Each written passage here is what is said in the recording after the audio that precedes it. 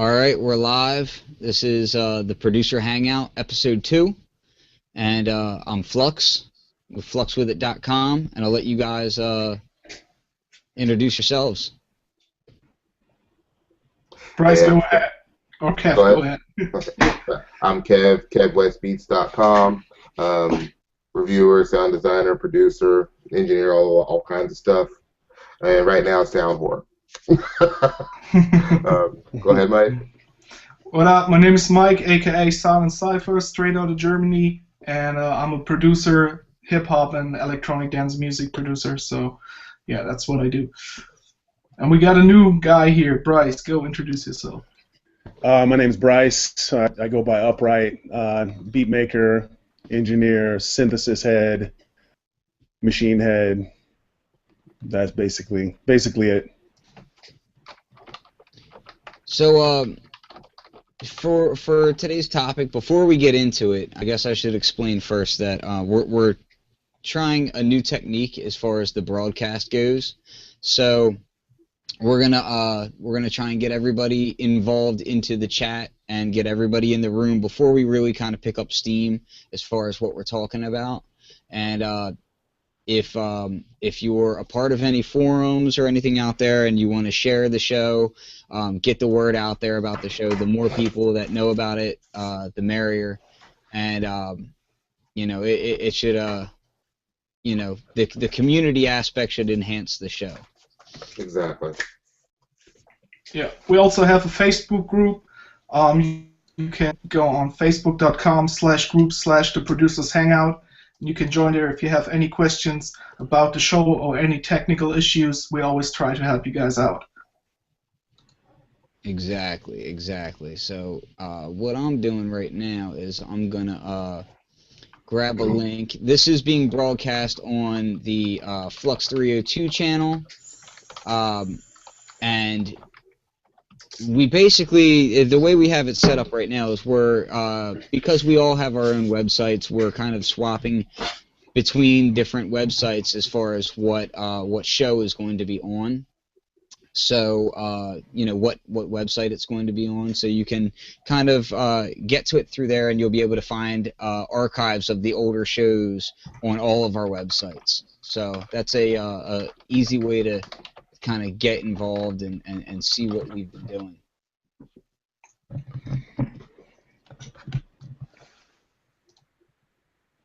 Okay. And Kev, are you sending out the link now? Yes. Yeah, I've been sending. And why don't you post that link in the chat here so that we can kind of I can grab that link easily and just kind of toss I'm it. using the one in the browser from the... Okay. Yeah, that's the one I'm using, the one that's actually in the Hangout. Were you able to do it from YouTube too?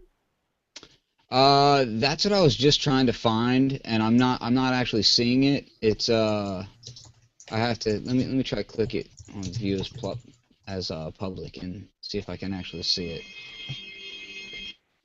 Let me Let's see see here. what we have. I'm looking here, and it looks like it's saying that we're not even live. Oh, no, this is the one. Yeah, it's not showing that we're live yet on YouTube. It said we started 40 minutes ago, but it's not broadcasting. No, that's an old broadcast. That's not this broadcast. Yeah, that's the only new one that's up. Interesting. But you say we are streaming live? Let me take a look. Yeah, it says we're well, live. according to the upper window here. Yeah, it says we're live. Yeah, Okay. should be at Flux 302 YouTube. Right? Yep, it should be, but whether or not that's the case, kind of yet to be seen. So Right. Gotcha. we'll have to kind of take that as it goes and see how it turns out and where it appears at. But yeah, it listed as live right now. Okay. Well, let's do it. We'll share the links and we'll take it from there. Yeah, I'm not 100% sure where you're going to be able to find it on YouTube because I don't see it on my own channel, but that's okay. So anyway, let's just hop right into the show, and The reason people will get sound out of only the left channel, I believe, is a product of Google and the Google Hangout system. It doesn't make sense. I don't like it. I don't think anybody likes it, but it's what they basically do. And who knows? I hear you in stereo. Yeah, me too. Okay, you hear me in stereo. Yeah. Jay Real is saying that he's getting it out of the left speaker. Can you hear the rest of us in stereo, or is I'm only getting it out of the left channel as well? So maybe it's something that I have wrong as well. I don't know. Okay, that's odd. I don't know what else to say about it, but mine's it's odd.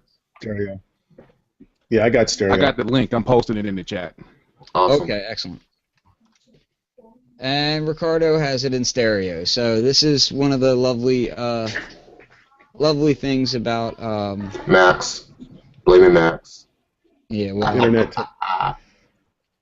So anyway, getting right into it.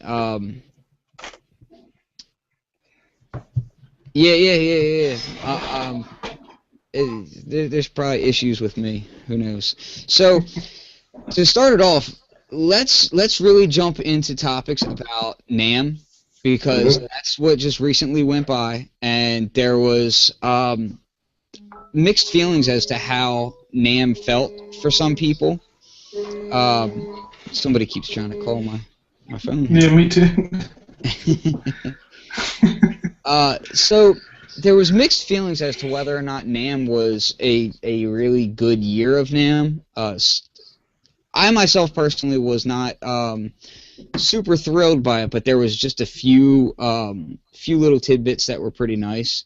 For me, my highlights definitely would have been Moog Sub 37, Arturia Beat Step, and the X series controllers from Behringer look really nice. The price points I felt were kind of all over the place for that.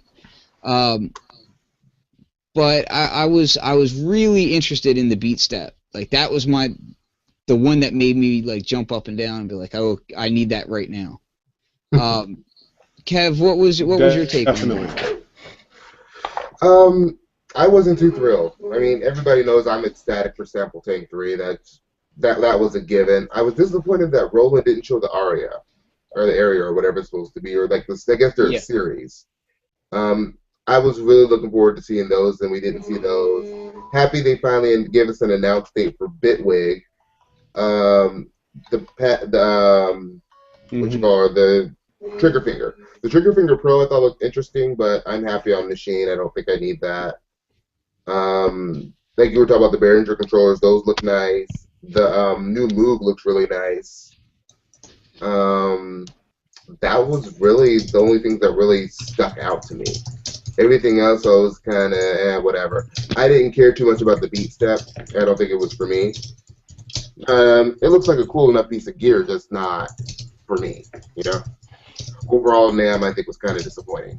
How about you, Silent Cypher? Mike? I was also kind of disappointed because I don't saw anything really new. It was just like variations of products we already know, or reinventing stuff that we already know, like the Roland Airy series, stuff like that. But I'm really looking forward to Bitwig, and now when they let us know how much they will charge us for it, I think that was the perfect move they did. I think the price is exactly right on Bitwig, because it fills the gap between Fruity Loops and Ableton Live perfectly. And yeah, I'm really looking forward to Bitwig. Now, what about Bitwig, aside from the price point, really gets you excited? First of all, I really like the design. You know, I'm a web designer myself, so I always think the software I'm using should look nice and clean, and I really like the design of it, and it looks very simple and intuitive to me. Besides to Ableton Live, where I still think it's one of the ugliest software designs out there, in my opinion. You on that. Yeah, and and I only watched a few videos on Bitwig so far, and I think it looks it looks like a pretty seamless workflow to me, and I'm really excited to get my hands on it. Yeah. What about you, Bryce? You were actually on the floor there, so you were at. Yeah. Yeah. My two biggest things are definitely the beat step and Bitwig for sure. Beat step, just because it's you know, I mean, I got the modular, you know, I'm doing the modular stuff, and then it's just a whole step sequencer workflow. I mean, they had it running to I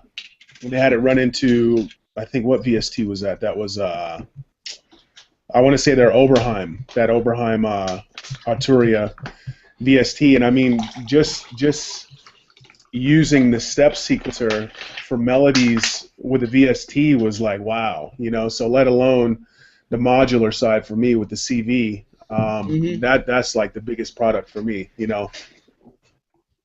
Now, price point wise, and I guess I should kind of explain for a few people why the beat step is so interesting. Is price point wise, to get an analog sequencer, you know, below $100 is pretty ridiculous. On top of that, it's also a MIDI to CV converter, so that alone under $100 hasn't been done before. Even if you're buying like cheaper brands of MIDI to CV, you're not getting them that cheap. And with Arturia, they've already come out with the micro brute that does it, and the mini brute that does that. Now they have the beat step, and the beat step really does. In a way, it's kind of like a poor man's true analog sequencer with some of the random functions that it can do.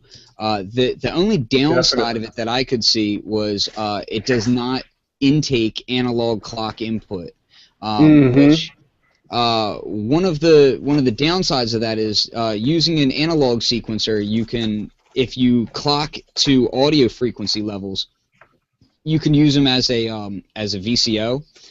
So we're not going to be able to do that with this, but we are going to be able to have it do things like sync your modular system if you have an analog gear or you know, a modular synthesizer. You'll be able to sync it up with your DAW or whatever, you know, software you're using, because you can, you know, transfer the MIDI from your computer into the analog domain, which is pretty serious. That, let alone the fact that you also have 16 drum pads, so if you're doing, you know, chopping beats or something on the go, you have a 16-pad controller as well. So I thought that was really interesting. The fact that they're willing to kind of do these, you know, what would be viewed as niche products, but, you know, kind of mass produce them so that they're at a low price point is pretty interesting. What is the price on it? $99. Yeah. Yeah, so that's pretty darn low. And really, for $99, any pad controller, I mean, that's pretty impressive. I mean, we've got things like this guy over here. So I've got like the Korg, what is this one? The NanoPad? NanoPad, yeah. So I've got like this NanoPad. When these first came out, it was a big to-do. Like, people were freaking out because they hadn't seen a pad controller like this at that low of a price point. And now we're starting to see a real trend of that with, you know, the LPK series, you know, the newer Nano keys and Nano pads. You know, a lot of companies are coming out with these really small, inexpensive controllers. So what I'm hoping that we get out of that is there's a large generation of beat makers who didn't grow up on hardware. Like, a lot of us are used to hardware, but they didn't grow up on hardware, like Kev West, and so they don't have the same experience of actually being hands-on, and what the difference in workflow that is of being hands-on with something versus using something like a mouse or just a mouse and a piano, you know. So I think it'll be interesting in the next few years to see where that goes, when even the Fruity Loop producers and, you know, the guys who are using the bare minimum stuff still have access to hardware that, you know, used to cost quite a lot of money, you know. Then we also had the announcement for the M Audio Trigger Finger Pro. What do you guys think about this? It's about time. You think? Yeah, like I think M Audio right now is just they're doing what Korg did with the Triton. They're kind of just trying to soak up whatever properties they have and soak up all the money out of them. At least that's what like I'm kind of every in little a penny out of it. disagreement on that because while I'm a machine user and I know a lot of people when it comes to like beats and pads, they either have an MPC, hardware or software, a machine, or something like a if they're more of like a dance producer, maybe they have like the Arturia Spark or Sparkle, but there's a lot of people that are just using Ableton or just using FL Studio or whatever, that all they want is a pad controller. And for just a pad controller, it looks pretty nice. Like, it's got a lot of really nice features on it. I didn't like the placement of that sequencer, though. That sequencer at the bottom. Very out of place. Yeah. Yeah, to me, like, and I'm an idiot when I'm finger drumming. Like, I'm going like fast and heavy on it. But to me, that looked like something where my palm would definitely be striking that. Now, I didn't get hands-on it yet. I'm hoping I can get a review model of it sometime soon. But the placement of it, I would have rather had a sequencer along the top as opposed to along the bottom, personally. I thought that too when I saw it. Just that, but what I mean by that, like we have like 10 different axioms now. Now they're coming out with a new trigger finger. Is like bring us something new. I would have rather had seen an axiom with 16 pads, 61 or 88 keys, and have like really good keys.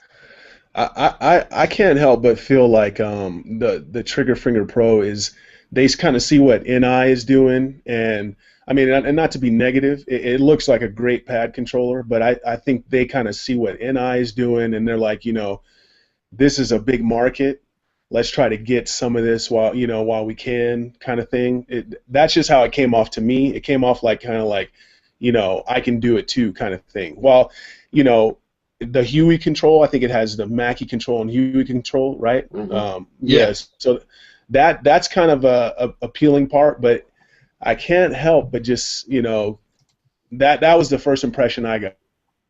They see what NI is doing. I mean, NI is just going after the market. They got, they're just eating up everybody, Akai, and I think they feel like, well, we can be that second place product where Akai may not be coming through for some people, and I'm not going to say, the Renaissance is all bad, but clearly NI has that first place spot. So I feel like M Audio, they're trying to come in and be that number two. Do you think that they're kind of they're product? really, and that's just what I got. I did see that they have they have a software that goes with it now. Mm-hmm. And that software is kind of interesting because in the way that it's being used is also kind of similar to the way that some of the Akai stuff is. They have new MPK controllers, and the MPK controllers come with a software now. Is it the M Audio or is it the Akai that has the what is it called? Arsenal? That was M Audio, I think. I see the software too. The software kind of reminded me of Battery. Yeah, well, that's what I thought was funny is you're calling it Arsenal and it reminds you of Battery and you're like, that's that's kind of a it from outside looking in, it kind of looks slightly as a slap in the face. So who knows if they're if they're trying to be as aggressive, because behind the scenes, I've seen some of these companies where they'll want to be really aggressive towards each other. Like some of the owners of these companies, believe it or not, have a pretty serious ego. So it could be interesting. And for anybody coming into the chat room, just let me just let everybody know. Anybody coming into the Hangouts, don't be offended if you see that you're muted. We're muting anyone who's not a part of the show, and if you try to unmute, we're just going to mute you really quick. So that's just so that we don't screw anything up. But you can always comment in the write some comments in the chat here and stuff. We will. Absolutely. Yeah, we would prefer to use the chat. Chris, if you have a question, do what you just did. Yep. We are reading the comments. Yep. So Bryce, being on the floor, this was your first NAMM? It was my first NAMM. Yep. And yes. what did you take away? Man, it was really kind of overwhelming. But I mean, Akai's presence to me wasn't as. I was talking to the Akai reps, and they didn't really have too much to say about the direction of, you know, the MPC, which was a little disappointing, you know. But I mean, for me, it was just so overwhelming with so much to see. I mean, there was just a ton of stuff to see, you know, and but I mean, I spent a good amount of time in the Bitwig booth and Arturia. That's where I was mainly at. You know, I did check out the Finger Trigger Pro, and yeah. So, but yeah, for me, it was Bitwig and Arturia was a you know, and I went downstairs and spent some time with the modular guys down there. Yeah. But yeah. There was some great stuff on that end as well. The modular market's been really kind of opening up a good bit. Definitely. It's becoming more mainstream. I'm actually on my website right now. I'm working on a very in-depth article to try to kind of take away some of the confusion for when people first modular, because modular, I mean, you look at these systems like Bryce has behind him and like I have behind me, and they can look confusing, and there really doesn't seem to be a super clear resource on people getting started on it. But it's been gaining a lot of steam lately, and I've noticed that I think it was Analog Haven, who normally has a really nice booth at NAMM, weren't really something's happening here. We got to mute Jay Real here. Yeah, Jay. There we go. So I noticed that you're starting to see things like Make Noise came out with some new modules that looked really cool, and who else was it? Was it Hex Inverter? No, Harvestman has some new drum modules. And then there was that stuff that's more like the Buchla stuff. Yeah. Oh yes. Yeah. I want to say it's. I want to say it was something with a V, but anyway, those modules look absolutely fantastic. Their price point doesn't look wrong, but it is a boutique price point. Yeah, definitely. So the analog area was definitely still going strong, which I want to say the past 3 years, it seems like there's been a push towards more affordable analog gear, and I feel like we're still seeing a bit of that. I felt the biggest misstep of NAMM for me was I really did not like the idea of a Korg MS-20 full-size kit for $1,300 that you had to put together yourself when they sell a mini for what, $600, and you know, same exact functionality. Now, I love a full-size synth as much as the next guy, but you can buy used original versions of that synth for the same price, if not cheaper, and that thing, I gotta be honest with you, I just saw it and I thought to myself, and I know they're doing a very limited run, so they're trying, but if that, I really hope that Korg wasn't trying to test the waters for a full-size analog using that. That's what I don't think that's what Korg had in mind. I think they were, because I've seen a lot of people are actually interested in it. I think it's for more of the do-it-yourselfer that likes doing stuff like that. I tell you what, that's who they're speaking to, is me. Like, I mean, I'm sitting here soldering stuff up every day and doing DIY projects, and that did not speak to me at all. Snap together synthesizer, and it literally is. It's not a DIY project. It's not. Right. A DIY project is something that you're building. You're doing some soldering, whatever. You know, different skill sets are going to dictate how deep you go. But that to me was more of a, we don't want to spend price on manufacturing and shipping So we're just going to lay it in a flat a smaller box and ship this thing out. You put it together. We're going to do a smaller run, but we're going to still charge, boutique prices. Now, everybody that I know, we've, for the past year or so, been hoping for like a polyphonic analog from Korg, because we saw the Monotron and then we said, okay, let's see a poly version. Well, they did the Volca keys, which got a lot of people really excited. So, they also had the Mini MS-20, so people were speculating, well, maybe they do the Korg monopoly or something to that effect. I personally want to see a brand new polyphonic analog synthesizer from Korg or one of the top dogs that can mass produce it and make it much cheaper. Because when you get somebody like DSI producing it, they can be great synths, but they are a smaller company. There's no getting around the fact that Dave Smith Instruments is a smaller company than somebody like Korg or Roland. And if somebody has that much manufacturing power, they should, to this day, be able to do a surface mount technology synthesizer, analog, that's poly for an affordable price, I'm talking, sub $1,500. Definitely. No, I'm not saying to cut you off. I got a message on Facebook, somebody saying that apparently the chat or the video call is full. Does anybody have any actual links to the show so we can add people in that still want to come in? I think Tash had posted that in the chat. I'll take a look again. I didn't see it. Yeah, hang on one second. I think it's this. So you can try that. Let me get a look here.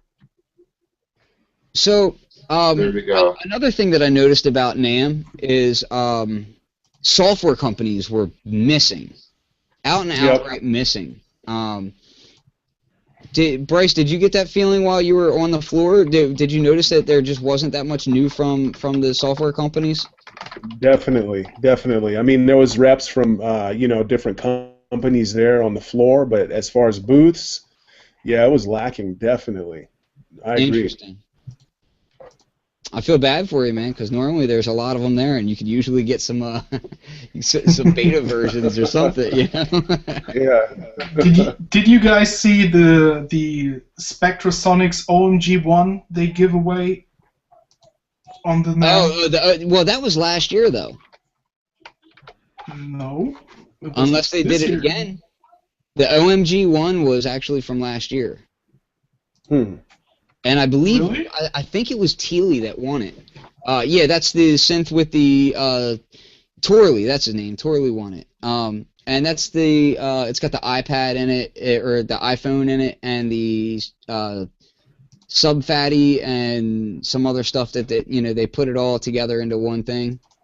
Okay, then probably the blog I read about the NAMM news listed it wrong, because I thought it was this year. No, okay.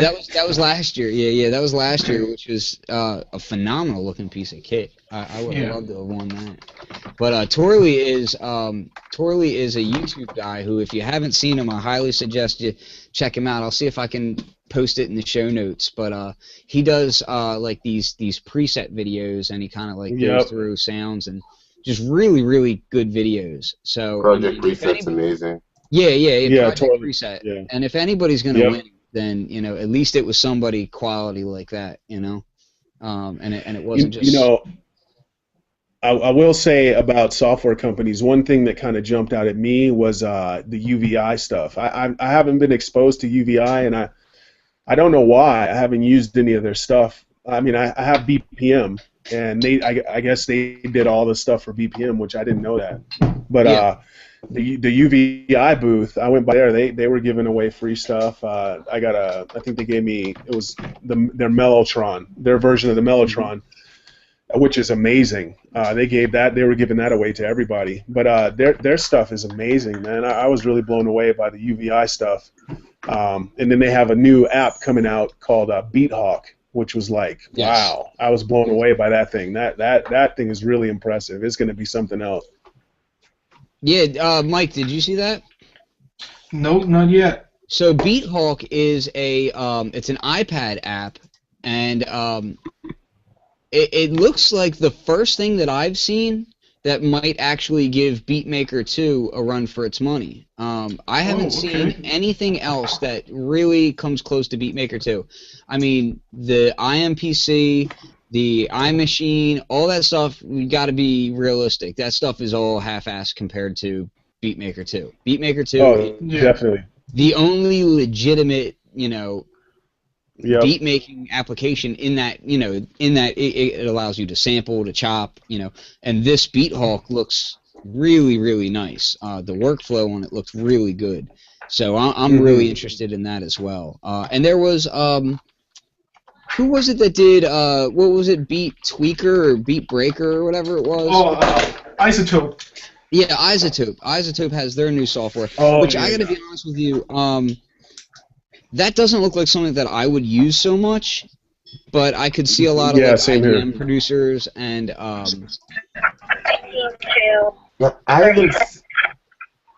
haven't seen this new software that they've done. What is that? What do they do? It's essentially it's a way to make swells and what do you call it? Not just swells, but breaks for your dance music. So that should be interesting. They did it in conjunction with BT, who they had done what was it, Stutter Edit? Oh yeah, I remember that one now. And Yeah, they announced Stutter Edit had gotten a really good response from people as well. I have not used it. Do any of you guys use Stutter Edit? No. I don't use it. I've seen it. Yeah. What do you use for your stutters? I use SP404. A long process for. I'll take everything and run into the SP404 and do all my stutter edits in there. Is there it's a long round, but I just prefer the sound of the SP404 for stutter. Now, are you comfortable using the stutter effect, the grain stretch on machine? I don't really like it. I never see a usage for it.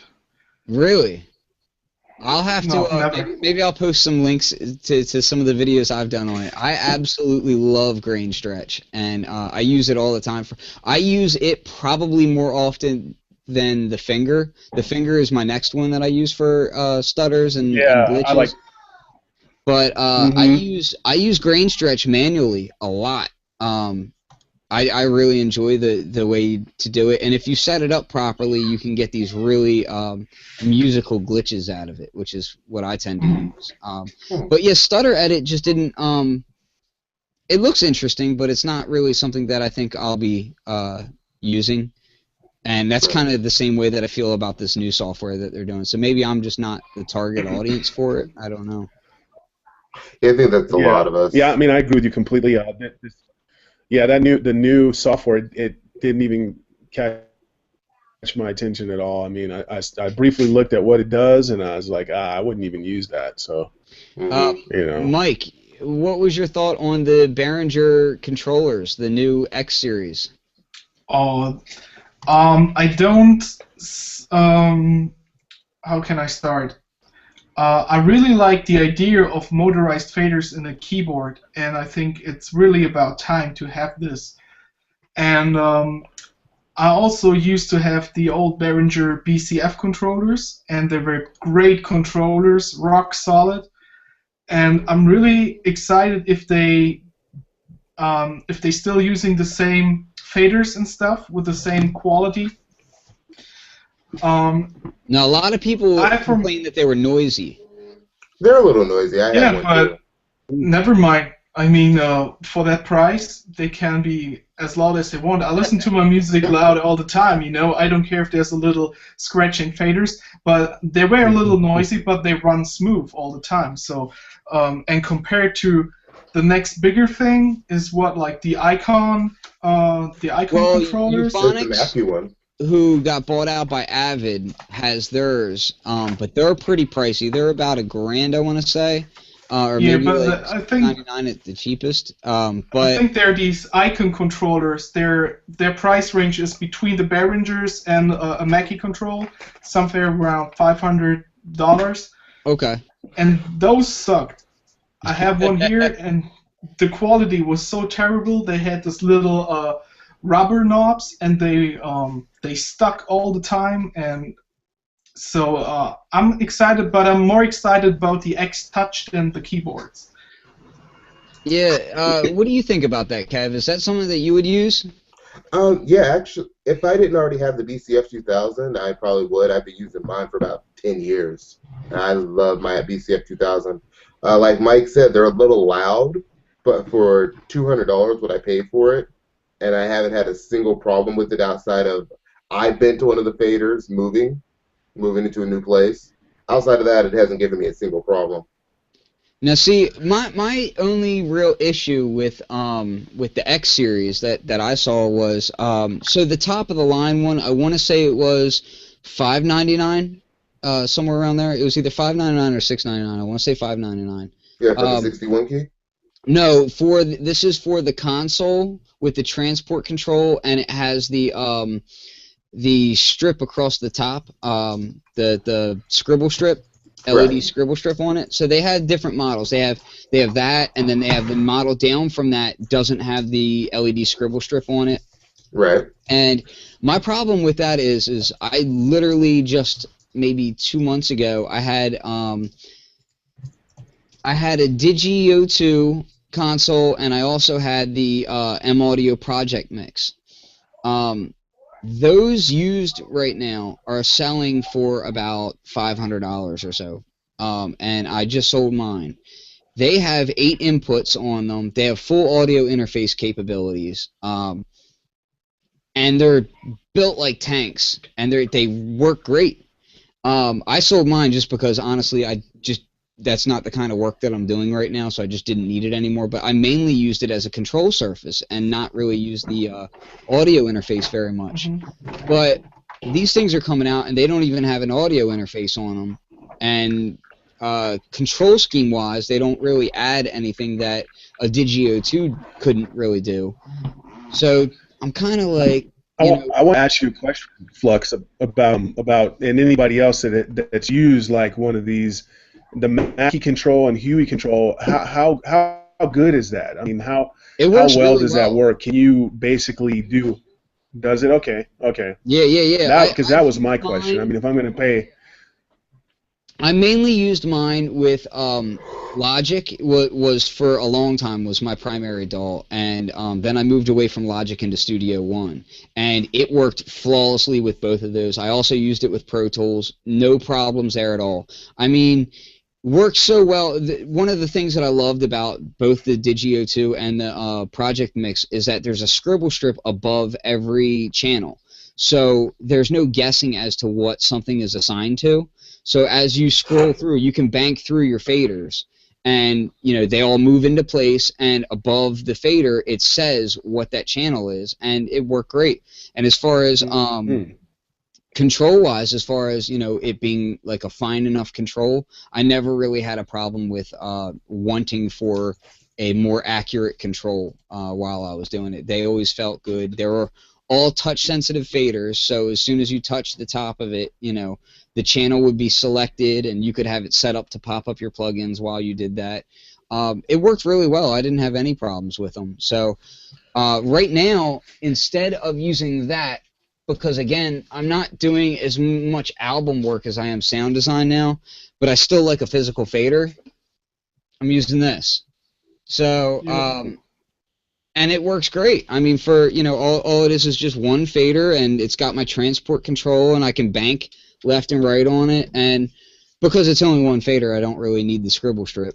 But I was really hoping to see Presonus come out with something that was like a bank of 4 faders or something in a similar form factor, or something, just to add on to this, Or at least they upgrade their mixer line with the ability, like Focusrite did, to have 2 modes on your digital mixer.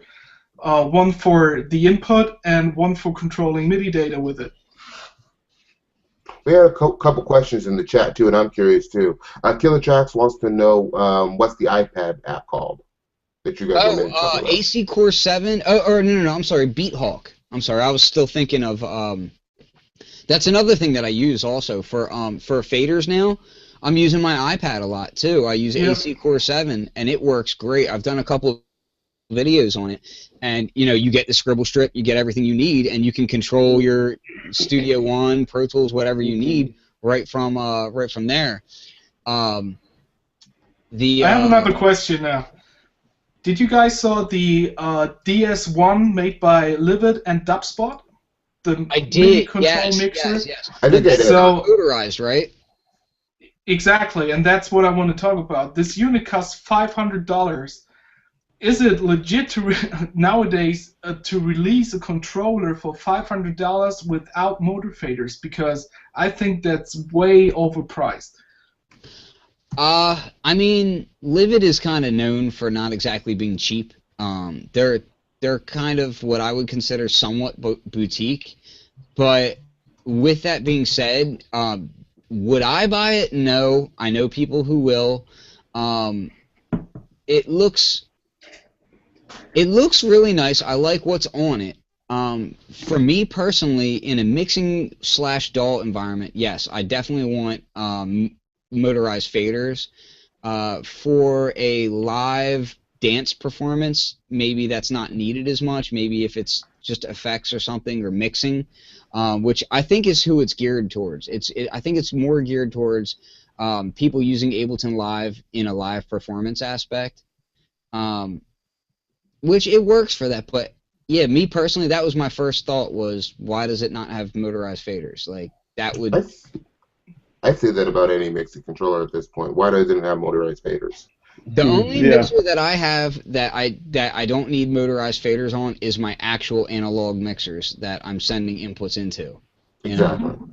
And even then, I'd rather just get an audio interface with more inputs. That's just me.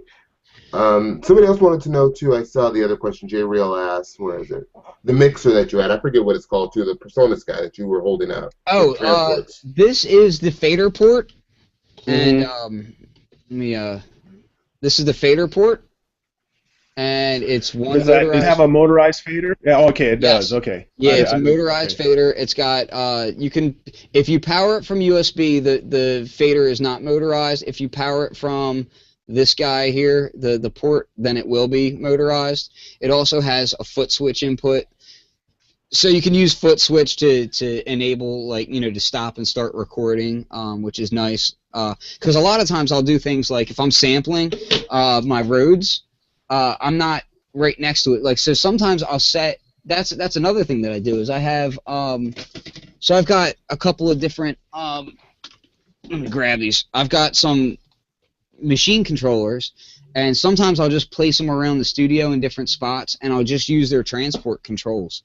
And it doesn't even have to be in machine. You can set it up in MIDI mode and use just the transport and stuff to start and stop your DAW. So I'll use that too, and it doesn't have to be machine. I mean, it can be.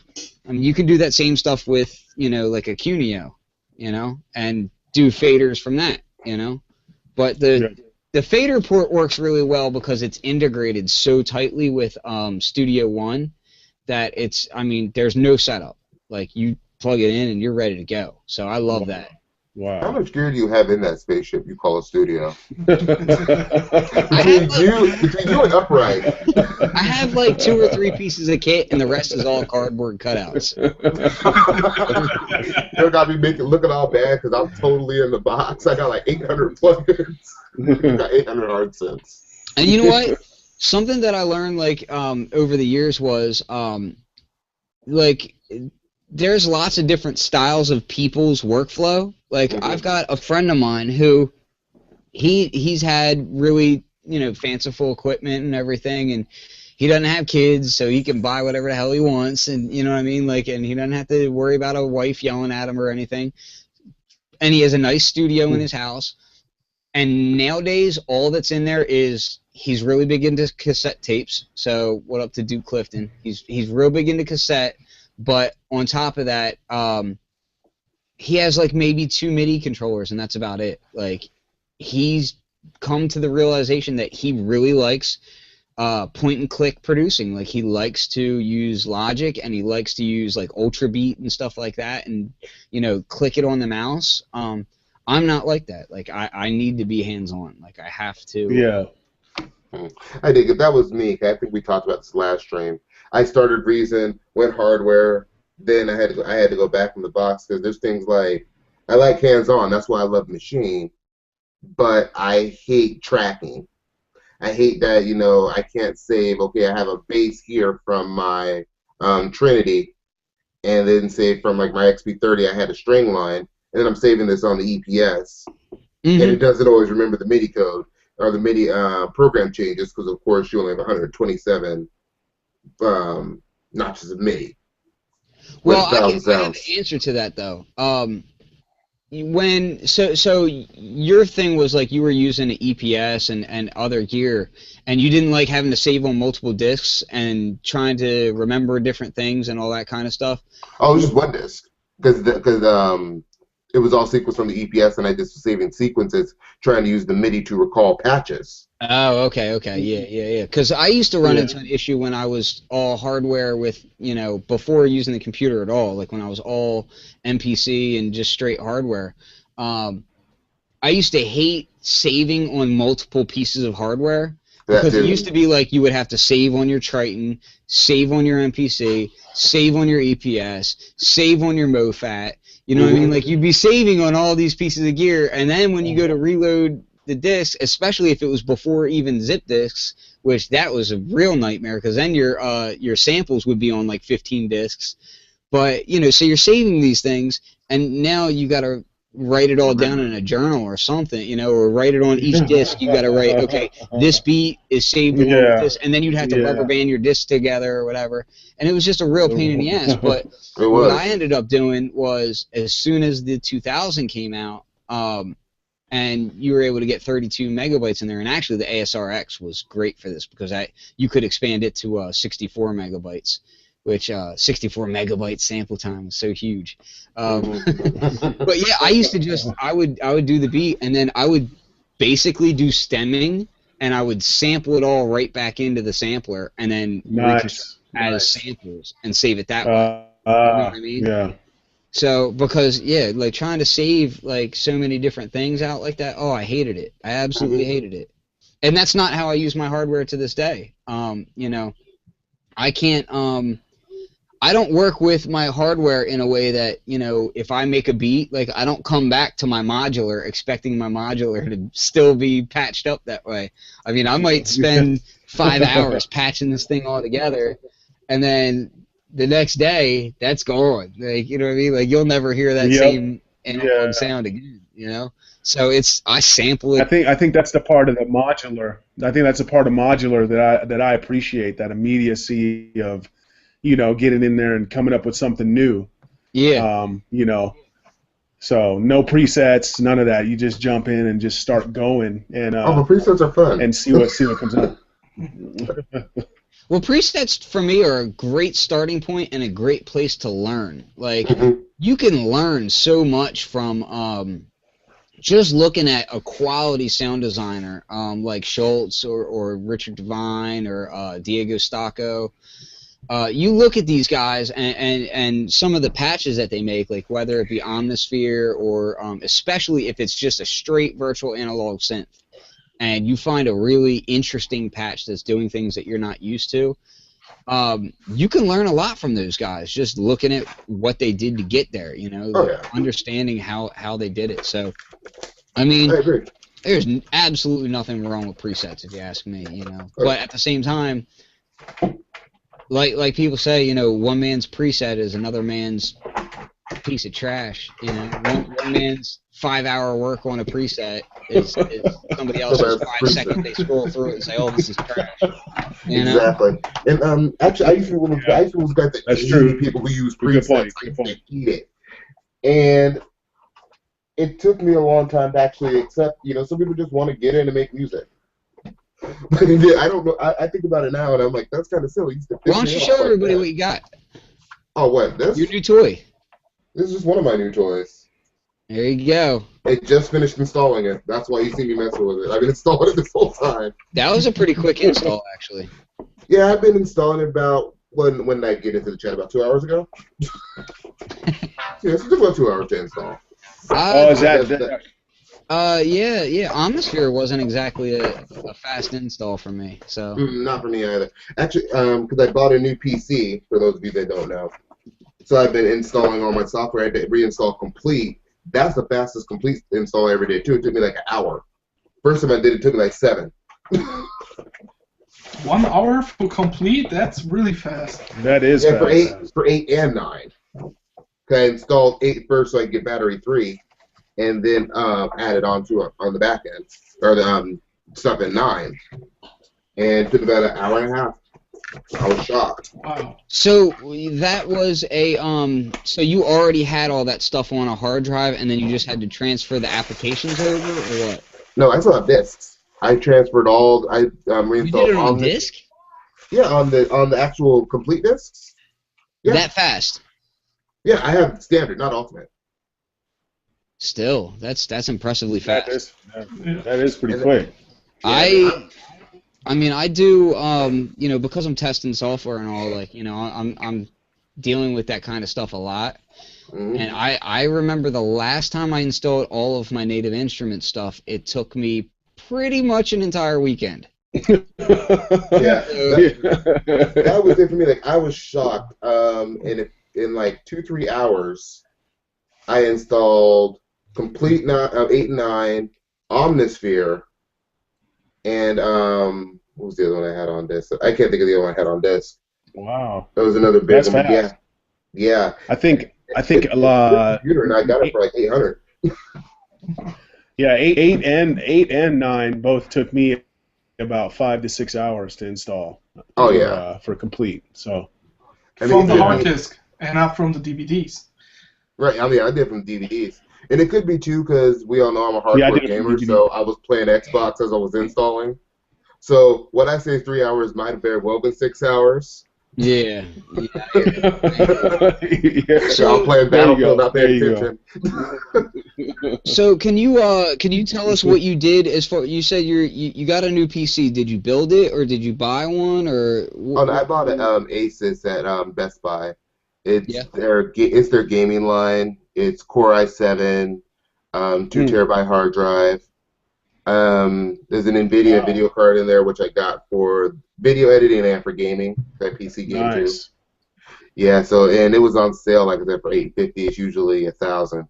Not bad. And here I am spending $3,000 on a MacBook. I've been telling you about buying Macs.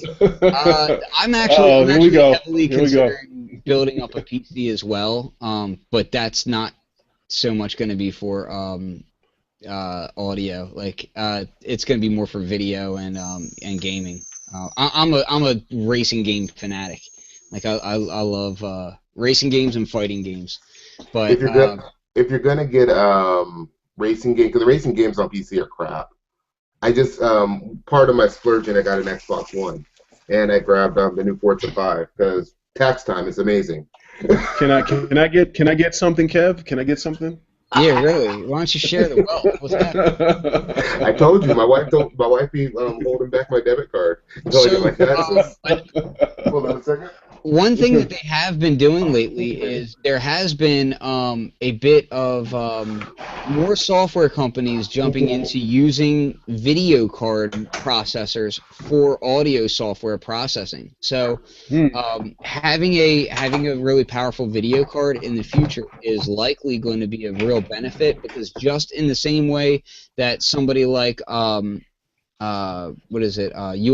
is doing with the Apollo for DSP, there's a push towards using these super powerful video cards and graphics cards for audio DSP, which could be really good, because you figure the type of processing power that they put into those cards.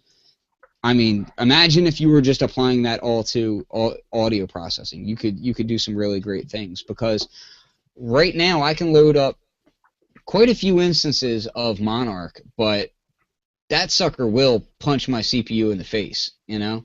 Mm-hmm. I have a few different software VSTs that will, and especially reverbs. Like if you're using convolution reverbs, Oh yeah. very, very processor intensive, especially if you're doing a project that has like, more than 30 tracks. That can be an issue. So I'd like to really see people, pushing hard on that. Are you using your reverbs on Sims or are just you on the Mac? On the inputs?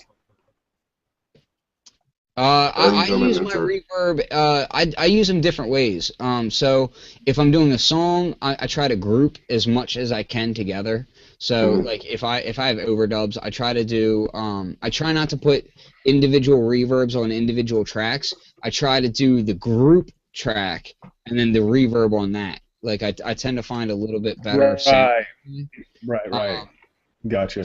So in one song, let's say I have one song and it's 3 verses, I might have maybe 3 to 4 reverbs on there for the vocals, depending on what I'm doing. Sometimes you want to get goofy and use a reverb as an echo or something like that. But then I might also be using it on drums or, on other, synth lines or whatever else. But that stuff will eat up CPU power fast. Oh, yeah. I remember before Machine 2.0, I was actually big on the CSRs. I mean, I'm a T-Rax guy. I love IK stuff, so I use a lot of the T-Rax stuff. And, yeah, since when I started working with Machine 1.8, I realized I had to fall in love with stock reverbs for that reason, because it'll eat your CPU alive if you're not careful. Yeah. So your latest thing that you've got is you've got a new PC and you've got Trillion. And I got the Focusrite 686. Oh, okay, nice. Yeah. Oh, nice. Wow. Kind of nice. I got it for the YouTube videos because so many people complain about me. What I would do is I'd put my mic up and I'd record the output from my speaker into my mic, and then people would complain like, "Oh, you should do direct input. You should do direct input." I have propeller heads balanced, and it doesn't do that. Even if I took the output and plugged it into the input, it just won't work. Yeah. I use a different setup, but. So what I did is I got this Focusrite because I thought it had the loopback feature, and it doesn't. Only their FireWire cards do. So I might be taking this back and getting one of their Sapphires. I don't know. Well, I would be careful about that, and I would talk to some of the friends that we know, because I do have some friends who've had problems with those cards. That some people like them, but I have heard some issues with them. So I would kind of research around, make sure it's going to work with your system. Okay. But I mean, there's other ways. I'll talk to you after the podcast. There's other ways of getting direct audio into there for your video. But so Mike, have you gotten anything since the last podcast? Yep. I got a little piece of hardware that really makes my life easier, which is a manual USB switch, which is actually, I think it's to use one printer on 2 computers, but it works perfectly with my MIDI keyboard, so I don't have to unhook it from my iPad and plug it back into the computer. Oh, nice. I just press a button and I can use the keyboard for my iPad and the computer. That's really cool. I might have to get one of those. Yeah, I think it's about $10, so no brainer. Yeah. What about you, Bryce? What's the most recent piece of kit that you've gotten? I guess it would be that Core Gadget app. Man, and that okay. thing, I like that. I like that app a lot. Can you tell us a little bit about it? Yeah, it basically, I mean, it got like a TB03, sounding synth in there. It's got there's 15 devices in it. Full sequencer. I can't. I mean, it's amazing. It's amazing. I've been doing full tracks in that software by itself. It's really. It's real nice. Now, are you using that? So yeah. Are you using it just with the iPad, or are you using external controllers on the iPad to control it? Yeah, I'm just using it in the iPad, but I mean, you can use it as like if you have a MIDI the camera connection kit, you could use it as a module, you know, from Ableton or something like that. You can control it with Ableton. But I mean, me myself, I use it as just as the app. You know, I just make full tracks in that, and then you can export them and, you know, do whatever you need to do at that point. But yeah. Are there a lot of options as far as exporting, or is it just a stereo file, or? It's just a stereo file, and you know, you to get multiple tracks, you'd have to mute other tracks. You know, you'd have to do that whole thing, that whole song and dance, if you wanted to get multiple tracks. But yeah, I mean, it's a great app. It's a lot of fun. It sounds really good too. How long? Yeah, I actually love the MS-20, and I use that. That's one of my top apps right now. Like, I still use it probably more than just about anything. They seem to be really good at iOS development, to be perfectly honest with you. I do enjoy Korg apps. Mm-hmm. Do you have the Korg Poly? The Korg Poly app? I do. I have that. Yeah, sounds great. How do you sounds like amazing. that? I use that. I like it a lot. I use that as just a module. So I'll throw my iPad on the I/O dock and you know, run Ableton controlling the I/O dock and use it at just like a VST pretty much, you know, and record the audio back into live as an audio clip and use it like that. It's awesome. The Korg stuff is great. I have the MS-20, the Poly, and now the Gadget. So those are the three I have from Korg. Hold on one second. While we're on the topic, where's mine? Let me grab it. So I've got a new app just the other day. Nice. And I'll show it real quick because the designer is a really good guy, and I want to support it because I think the app is great. So the app is called Sequential. And this thing is really cool. I'm going to bring it up to the camera so you guys can see it. So this is what it looks like. Hold on, let me kind of position myself a little bit here. There we are. And essentially what it is it's a sequencer, right, across here. But it's not sequencing sounds so much as it's sequencing effects. Now, he also has this as a what do you call it? AU VST, audio. Okay. Audio unit plugin. And the audio unit plugins are a little bit deeper than what this can do. But the thing is that this is ridiculously fun because it's just so hands-on. So what you do is you load a sample. You can put samples into it. Of course, you can import them, and you can load a sample into it. I'm going to load this demo right here, and when you hit play, let me see if you can hear it. Can you guys hear it at all? Yeah. Now I'm just going to drag my hand across this thing real quick, and you'll see how it affects it.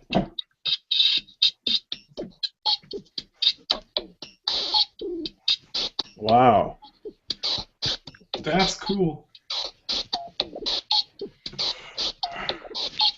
So, let me pause this thing. So can that be recorded as like an automation kind of thing? Can you record that movement? This is the cool thing about it is, so once you've done that, right, you can just export it. You can hit record, and it'll record it, and it makes it a perfect loop, same length, and Gotcha. so like this is hip hop beat. It'll become hip hop beat number 1, so it's non-destructive, and it makes its own sample, and then loads it across there, and then you can change that even further, you know, and get into even more depth with it. And right now there is so the top row is clean, then it goes to low pass filter, high pass filter, wave transformer, bit crusher, circuit bender, frequency shifter, sine oscillator, phase oscillator, noise generator, flanger, resonator, and it's got shuffle, so that you can have like a swing to it as it's going through, because it's basically like each sample is like sliced up, right? And you've got strobe, so it's like a tremolo. You can play it forward or reverse, and you can change the what the frequency of it is. Like for instance, if I hit play right now, and I can change the duration. If I change the duration, it'll go fast. It makes it sound really glitchy, and you can do different things like that, and you can have 8 scenes for those, which is really cool. But essentially, it's a way of like doing. Does it work with? Does it work with live audio, like going through it, or does it? No, you have to load a sample. I asked him about that as well, and he said that it won't do live audio or audio bus because it has to have the sample like chopped up in order to work like that. So okay. I'm hoping that there's some kind of further functionality that can be implemented, like maybe like a sample and then take that sample on the fly and do it, you know, or whatever. But and so each one of those effects, you have these drawbars on the side, so you can like the low, like for instance the low pass. If you drag it to the left, it's how low the low pass goes. The bit crusher, you know, how much are you bit crushing? So this is like the amount of the effect, and then each one of these is where each effect hits. So, and if you want multiple effects to hit at the same time, you would basically resample, you know, with that different placement, you know what I mean, and just export it. But very cool app. I want to say it's $2.99. It's called Sequential, and I recommend it. It's very cool. And his audio unit plugins go by the name of Sine Vibe. So I highly recommend him because he's really big into not available for Android, and I highly doubt that it'll ever be available for Android. Not till they get Android, right? Very Apple-centric guy. And let's be honest, Android is not a good platform for music. It's just not at all. I've done plenty of articles on Android and its latency problems and why it's not good for making music on it. But Sine Vibes is really, really into just clean, very nice looking interfaces, and the sounds are great. I mean, so I highly, highly recommend checking them out. Yeah, I'm gonna check out that app. Yeah. Yeah. Sequential is really cool. I haven't imported my own sounds into it just yet. My main gripe with the iPad as a whole is the lack of like easy import. Yep. I really hate having to import things through like iTunes and whatnot. I haven't tried importing to this yet, but dear God, I wish they would just let you use a micro SD. I so wish that Apple would just pull its head out of its ass and let us import things easily, you know? But if I could do that, and I don't know if it uses Dropbox, and if it doesn't, I'm certainly going to recommend that, because I think that would be excellent for this. If you could import from Dropbox, very cool. I mean, I have Sequential for my computer as well, and I really like it, but the hands-on ability with it, like, sends it so much cooler. I mean, it's just, you could just quickly kind of, like, make these weird arrangements, and then next thing you know, like, it just sounds awesome. So, I love it. I absolutely love it. And like I said, that app would be a good place to start to come up with a concept for a track. You know, just using that as a base, as a foundation. Yeah. It sounds ridiculous with drum loops. Yeah, like when you throw drum loops through it, oh man, it sounds so cool. So that, and then if you throw that in front and then put audio bus on and toss like I love AU Dub Effects. I don't know if you've seen this app, but let me see if I can pull it up real quick so you can check it out. So I did a video on it once before, but they recently updated it, and it is it's a tape delay for iPad, and it is really, really good. Just fantastic sound, and I've been using that as like a tape delay unit instead of, like, I've been considering buying a Strymon El Capistan, which is a really, really nice tape delay guitar pedal that a lot of synthesis users are using right now, and they're selling like hotcakes, and they should, because they sound awesome.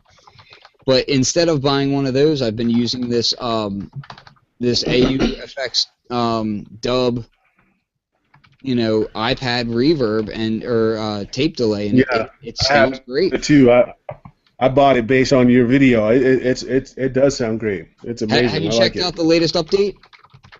I haven't. I did get the update, but I didn't get a chance to check it out yet. Check it out. I'll probably do that today.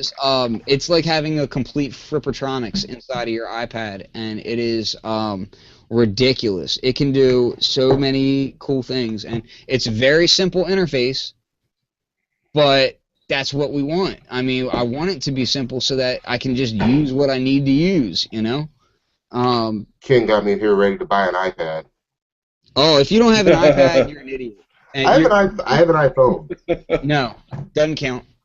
You need like, don't buy any more computers, sir. You need to have an iPad in your studio, because there's just too much on it.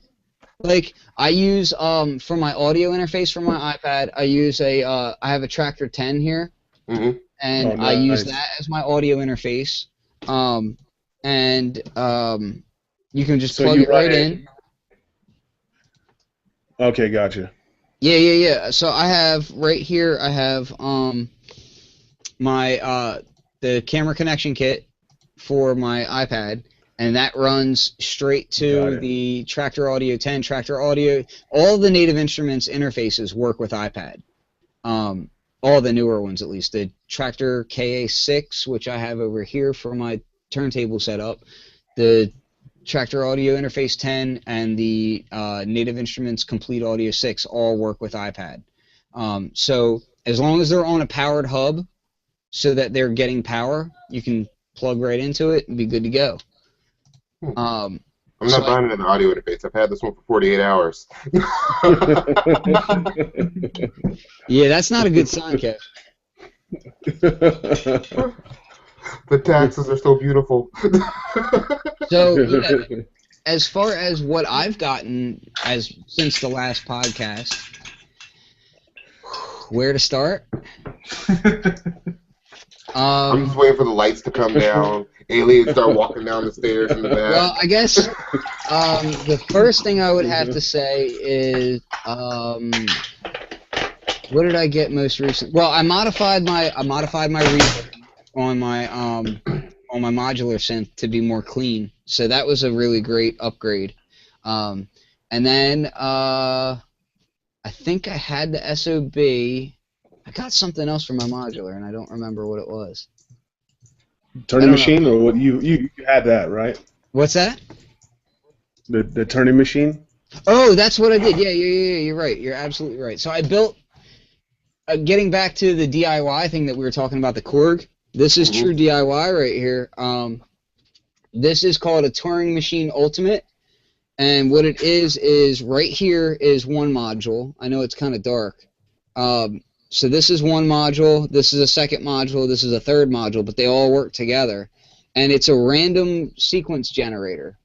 And then it has, here is a clock divider, and the clock divider basically, so as the sequence is coming out of it, the clock divider sends different timing. So let's say this is the 1, this would be like triplets, and then you could do like, eighth notes, etc. off of it. And then this expander here is called the voltages, and the voltages, these little sliders, are weird, is the best way I can explain it. They basically change the pitch relative to the random pitch that's coming out of this module. But because it's an analog module, you can clock analog, like what I was talking about the beat step not being able to do. So right now, it's running as a VCO. I have it clocked at audio frequency, so it's running so fast that it's in the audio spectrum, and you can play it like a synthesizer and use these sliders to kind of change the waveform shape, which is pretty darn cool. I did a short video on that on Facebook. I'm gonna have a detailed video on that later. I also got some new software. What did I get? Mangle. Mangle VST is a very interesting, a very interesting piece of software that was also just recently updated for the beta users. Do you have it, Bryce? I don't have it, but it sounds interesting. Mangle is it's granular synthesis like I haven't seen before. Let me see if I can find a link to it. Very, very cool piece of gear. And here, let me just pull it up for you. I'm going to post a link right now in the chat room. And essentially, it lets you take audio into it, completely change it around, and mess with it. The interface on it is gorgeous looking. And wow. Okay. And it's all vector based too, which I love because the graphics are vector based. You can change it and make the interface as small as you want or as big as you want, and not get in your way, which is really, really nice. So I've been using that a little bit, and the interface is just really simple, but it sounds awesome. I love it. Really, really fun. Ken, thank you for showing me that link. Now I have another reason for my wife to be mad at me at night. Well, Mangle is also really cheap too. It's let me see if I can find the price on it again. It's very, very cheap right now. It's still in its infancy. It's like $25 or something.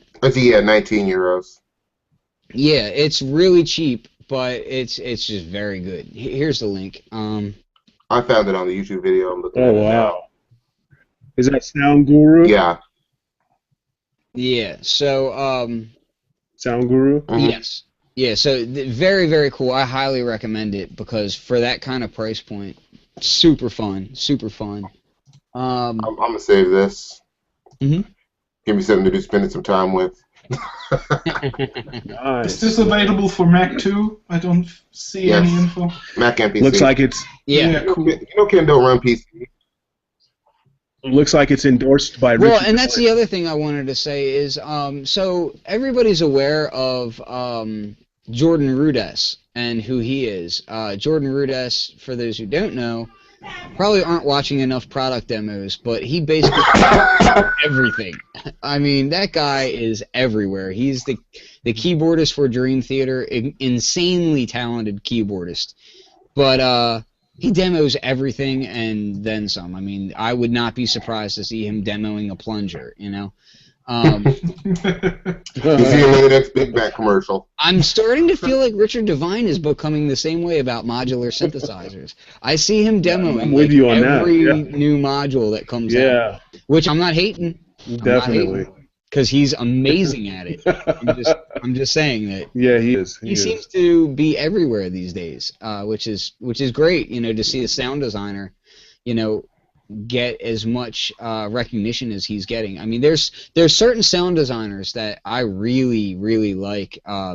Diego Stacco is extremely high on my list. Richard Devine, extremely high on my list. Howard Scarr, extremely high on my list. You know, these guys are really great, and you see a lot of the software companies now are starting to actually use sound designers' names as a promotional tactic and as an advertising tactic, which I think is great to see. You know, sound designers finally getting some due. Because how many songs have we heard on the radio that were nothing more than a sound designer's preset, you know? Yeah. A lot of people wouldn't be making music without presets. Yeah, I mean, what was it? Umbrella, that was nothing more than a bunch of presets. It was Logic presets. Rihanna's Umbrella was like a couple Logic presets. Yeah. Let's remember Grinding by the Clips was just a chord Triton preset. Yeah, that was Triton. That was a Triton. Yeah, that was a Triton demo. Yeah. I mean, that was like, it couldn't get more basic than that. There was a Beastie Boys song that was the same way. It was like an old Yamaha demo, I think. Wow. Yeah. I think it's funny when people say things like, and like I said, I used to be this way too. Oh yeah, well people always say, pros don't use presets. My whole thing was know the gear you have, and then you look around like, what are you a pro at? Are you a pro keyboardist? Are you a pro? People get really hung up on that word pro as well. Pro, I've found. I mean, you can sit there and you can voice the opinion of, or the fact of what the dictionary of pro is, but I mean, let's be realistic. Like, when people are saying pro these days, what they really mean is that somebody who takes their business seriously. You know what I mean? Somebody who is really dedicated to it.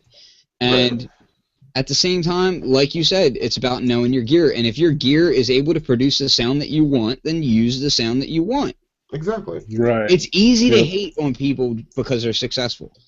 Yeah, it is. And got there easily. You know what I mean? Or got the success from not spending hours and hours and hours doing, something that you're trying to do because you think it's more in depth, therefore it has more substantiality to it. But the fact of the matter is, you know what, they probably were spending a lot of time on their gear too, but they said, hey, this sounds good, I'm going to use it.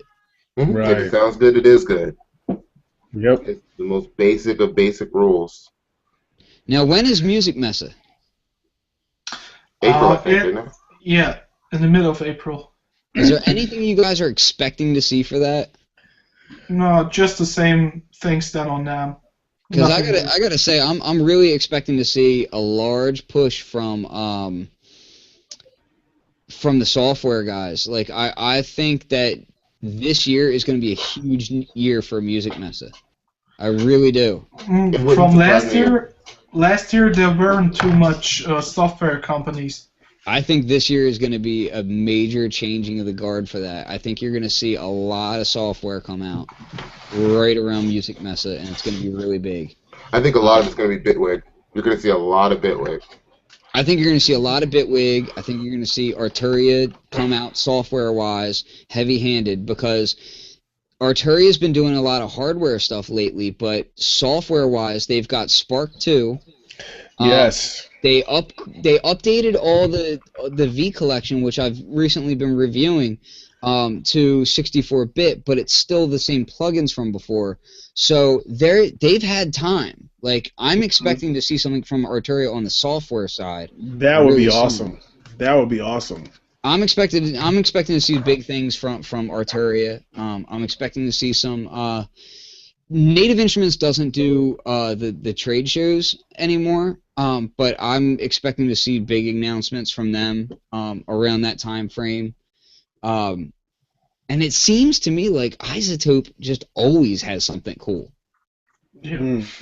You know? I wouldn't be surprised to see some more cool stuff coming from Sound Toys either, because they seem like they've been doing really well.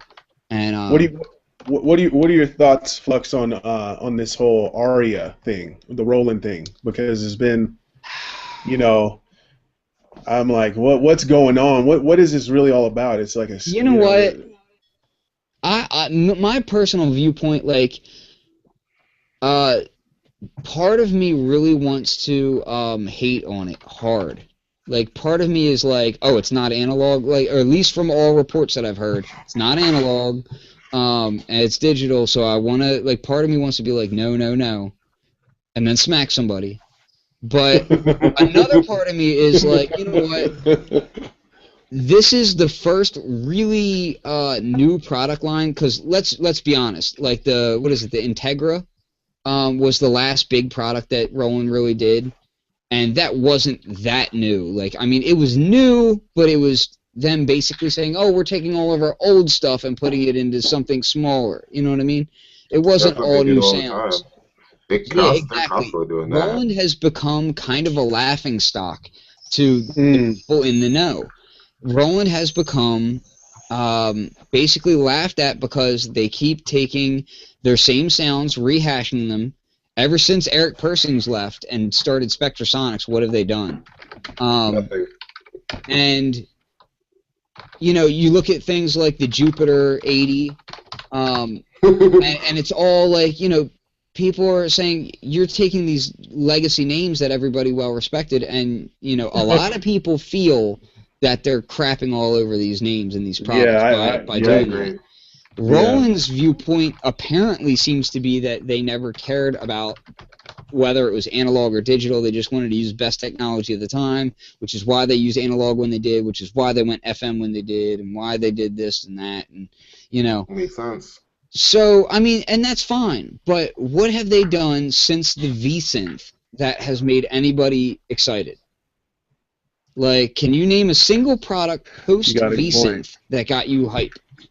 Did the MB8000 come out before or after the V-Synth? That's the last thing I think that was technically. I want to say that was before, and the 88. The 88 doesn't really count because the 88 was nothing more than the 8000, but they weren't allowed to do the circuit boards with lead in the UK anymore, so they had to basically revamp it a little bit, and then they put the new operating system in there. But it wasn't very much different from the 8000 to begin with. Exactly. It's like they made, like, for at least on the US side, I didn't know that happened. Yeah, they added color to it. That was the only difference I really saw. Yeah, there was at that time they stopped allowing, I guess it's like lead-based solder or whatever in products in the UK, and so they had to change their circuit boards, from what I understand. And that's why there's very minimal changes to it. I'm really kind of I'm not super excited, but I'm also not gonna crap on it either. Like, I haven't heard it. Yeah. I'll be honest with you, more interested in the TR-08 thing that they're doing is the TB-03 thing that they got going on. Like, they have it looks like there's like a touch screen kind of controller thing that they have. And I'm trying to, because it's not just one thing, it's 3 products. Right. Okay. Got it. Okay, that's what I'm trying to figure out, because it looks like there's a SH. I'm gonna think it's an SH. SH101 something maybe, and then the TB. Yeah. And then there's that effects module, and then the it's the TR-808. It's somewhere between 3 to 5 units, because I've seen different pictures, and it's kind of hard to tell. Right. Okay. And I'm interested. The hype that they're doing for it, I'm kind of like, I go back and forth on. Like, part of me is irritated by it, and part of me doesn't care about it, and part of me does care about it. So it's I'm disappointed. Apparently it works though, because everybody's talking about it. Yeah, but we talked about it because we want to know what it was. Now we know what it is, and it's like, really? Well, we don't know what it is fully. I mean, we have ideas, but we haven't really had hands-on with it. We haven't had My question is, dig in. Why weren't they at NAMM? That's what I want to know. I want to know what's the point of kind of sidestepping NAMM? What is that? I was wondering the same thing. I would assume NAMM especially is about hardware. I thought that was odd that they would announce it before NAMM, but then not show it at NAMM. I thought that was kind of odd. Me too. Very odd. It doesn't really affect me so much. Like I get that people wanted to see it, but I don't necessarily understand the upset that it wasn't there. Like, to me, it's like, okay, well, apparently it's not ready yet. Like, so why announce it? Well, because you want everybody talking about it when the press is going as busy as they can possibly be. And to be perfectly honest with you, by not showing it, they probably got way more press than if they had shown it and it was digital and everybody was like, oh, poo-poo, it's digital. Like, I'm not saying it matters that it's digital. I'm not really even saying that. But what I am saying is that if it came out when everything else came out and it was digital, it may have gotten swallowed up by some of the other things out there. The Sub 37. You got a good point. Yeah. The Sub 37 took up a lot of press. The Beat Step took up a lot of press, and got people really hype about that kind of stuff.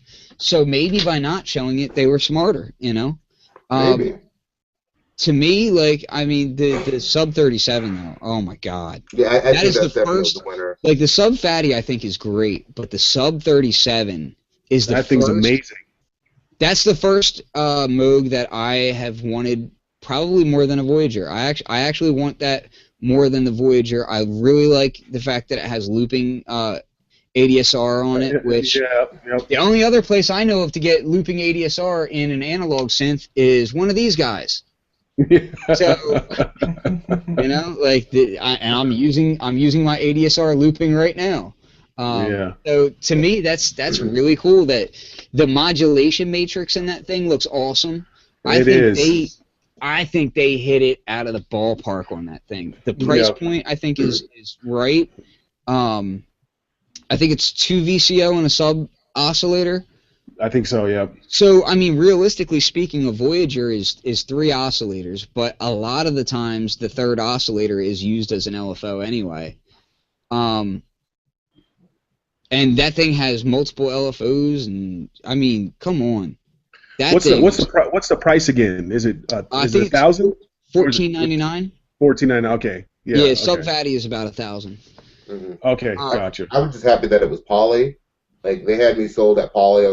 Well, it's not poly. It's not? It's duophonic or something like that. It's paraphonic. Paraphonic. There you go. Paraphonic, but it's actually all that it really means is that, like, to really make it simple for people to know, is it's the one filter, one VCA, and it is you can play the 2 oscillators at different pitches.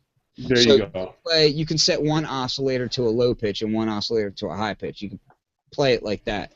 Also, like split keys.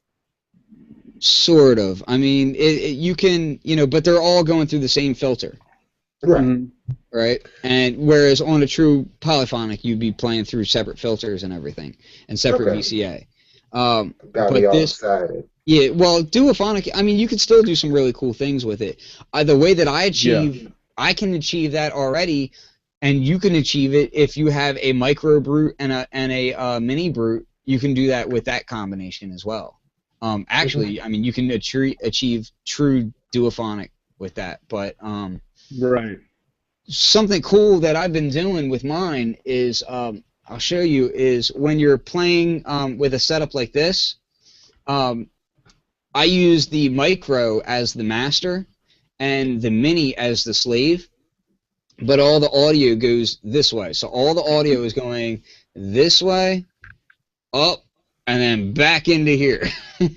So, but the key is this. So I saw Mark Doty, who does Automatic Gain-C on YouTube, which his videos are phenomenal. I'm a huge fan. So anybody who likes analog synths, I highly recommend his channel. But he recently did a video of these two combined, and the way that he combined them was just by MIDI. To me, that is a way of doing it, but there's personally what I think is a little bit more flexible, better way of doing it is to use the CV output on these to send pitch and gate into here to control it. And when you do that, and you're not using the MIDI or the keybed of whatever controller is the slave, you can transpose on it. So, for instance, if this is my main oscillator, if you press a key on here, you can transpose your second oscillator, which would be the mini brute. I can go, so if I press this key, like if I go all the way down, press this, I'm in unison mode, basically. Like I'm playing, the pitches are all going to be the same. Oh, okay. But if I press, a fifth from C, if I press this key, now my second oscillator is, detuned to a fifth. It's up-tuned to a fifth that way. So you can get some really interesting techniques if you use the CV instead of the MIDI. Like CV has some really great usage, and I'm really happy to see more products coming out with CV as opposed to just MIDI. Now, when it comes to the micro brute and the mini, which one do you prefer sound-wise? If you could only have one. Now, I know you need both. I know you need both, but if you could only have one, it's very tough to say. I mean, it would depend on why you would only have one. So, like, if you wanted to be portable synth, then of course you could go with a micro brute. They each are they each have such pros and cons to them as far as what you can do with each one, that you can't go wrong with either one. And it just depends on what you want to use in your workflow. Like, to me personally, they're both equally as useful. Like, 100, and they do sound slightly different. Like, the Micro Brute has more tame sound, whereas the Mini Brute sounds more brutal. Like, it sounds like it clips a little bit more, and the filter is a little bit more ruckus. And I don't have multiple Micro Brutes or multiple Mini Brutes to compare, side by side. So it might just be the difference from one to another. Who knows? But the Micro Brute definitely on mine is a much more subtle filter than the Mini Brute. That being said, if I could only have one, I would probably pick I'd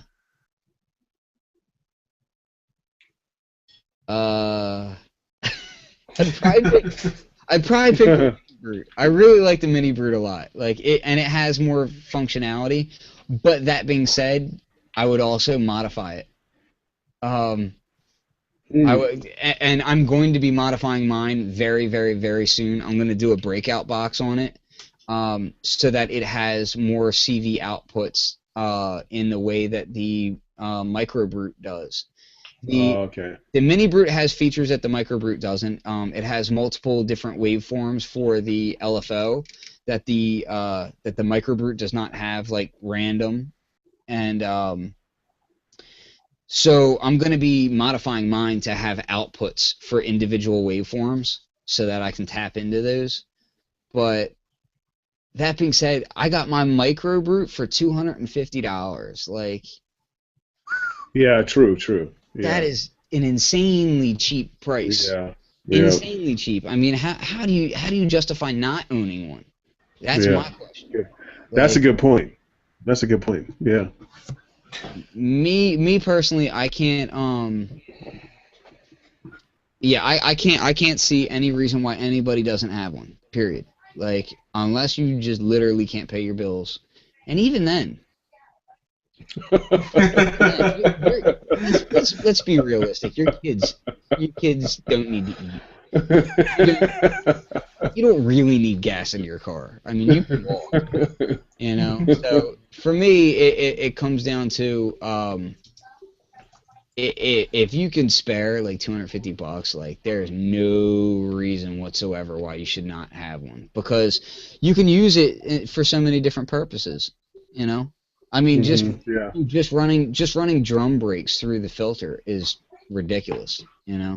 I do that constantly. I'm running drum breaks through it. I'm using it as a controller. I'm using it to control my modular.